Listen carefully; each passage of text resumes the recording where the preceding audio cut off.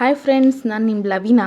ಸ್ಯಾರಿಗೆ ಮತ್ತು ಬ್ಲೌಸ್ಗೆ ಕ್ರೋಶ ಇಲ್ದಲೇ ನೀಡಲಲ್ಲಿ ಹೇಗೆ ವರ್ಕ್ ಮಾಡ್ಬೋದು ಅಂತ ತೋರಿಸ್ಕೊಡ್ತಾ ಇದ್ದೀನಿ. ಇದು ಬ್ಲೌಸ್ದು 2mm ಬೀಡ್ಸು, ಕಾಟನ್ ಥ್ರೆಡ್ ತೊಗೊಂಡಿದ್ದೀನಿ. ಮತ್ತು ನೋಡಿ ಈ ಥರ ವರ್ಕ್ ಬರುತ್ತೆ. ಈಗ ಸ್ಟಾರ್ಟ್ ಮಾಡೋಣ ಬನ್ನಿ. 2 ಎಳೆ ದಾರ ತೊಗೊಂಡಿದ್ದೀನಿ. ಅದನ್ನ ಸೂಜಿಗೆ ಹಾಕಿದಾಗ 4 ಎಳೆ ದಾರ ಆಗುತ್ತೆ. ದಾರ ಆದಮೇಲೆ ಬ್ಲೌಸ್ಗೆ ಸೆಂಟರ್ ತೊಗೊಳ್ಳಿ.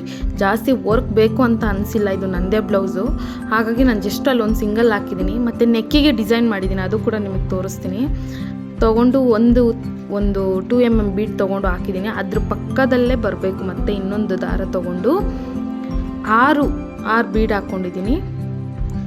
ನೋಡ್ತಾ ಇದ್ದೀರಲ್ಲ, 6 ಬೀಡ್ ಹಾಕ್ಕೊಂಡು ಅದ್ರ ಸುತ್ತಕೊಂಡು ಅದ್ರದ್ದು ಎಲ್ಲಿಗೆ ಬರುತ್ತೆ ಅಂತ ನೋಡಿ ಅದು ಕವರ್ ಆಗಬೇಕು. ಆ ಬೀಡು, ಒಂದು ಬೀಡು ಸೆಂಟ್ರಲ್ಲಿ ಏನು ಹಾಕಿದ್ದೀವಿ ಆ ಬೀಡ್ ಕವರ್ ಆದಂಗೆ ನೋಡಿಕೊಂಡು ಅಲ್ಲಿಗೆ ಮತ್ತೆ ನೀಡಲ್ಲಿ ಹಾಕಿ ದಾರ ತೊಗೊತೀನಿ. ದಾರ ತೊಗೊಂಡ್ಮೇಲೆ ನಿಮಗೆ ಬೇಕು ಅಂದರೆ ಅದ್ರ ಸುತ್ತ ಗಮ್ಮಾದರೂ ಹಾಕ್ಕೋಬೋದು. ನನಗೆ ಗಮ್ ಬೇಕು ಅನಿಸಿಲ್ಲ, ಯಾಕೆಂದರೆ ನಾನು ಪ್ರತಿ ಒಂದೊಂದು ಬೀಡಿಗೂ ಥ್ರೆಡ್ ಹಾಕಿ ನೋಡಿ ಈ ಥರ ಆಚೆ ತೊಗೊಂಡಿದ್ದೀನಿ ನೀಡಲಲ್ಲಿ, ಹಾಗಾಗಿ ಅದು ಗಟ್ಟಿಯಾಗಿ ಸ್ಟಿಕ್ ಆಗಿರುತ್ತೆ.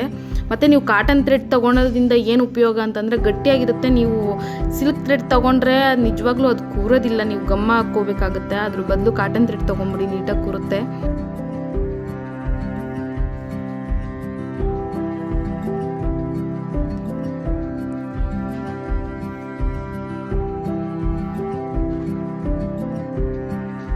ನೋಡ್ತಿದ್ರಲ್ಲ, ಈ ಥರ ಬರುತ್ತೆ. ಇದಾದಮೇಲೆ ಹಿಂದೆ ತಿರ್ಸ್ಕೊಂಡು 2-3 ಗಂಟೆ ಹಾಕಿದ್ರೆ ಅದರಲ್ಲೇ ನೀಟಾಗಿ ಕುತ್ಕೊಡುತ್ತೆ. ಬೇಕು ಅಂದರೆ ನೀವು ಗಮ್ ಹಾಕೋಬೋದು. ಈಗ ನೋಡಿ ಡಿಸೈನ್ ಯಾವ ಥರ ಬರುತ್ತೆ ಅಂತ ಹೇಳಿಬಿಟ್ಟು,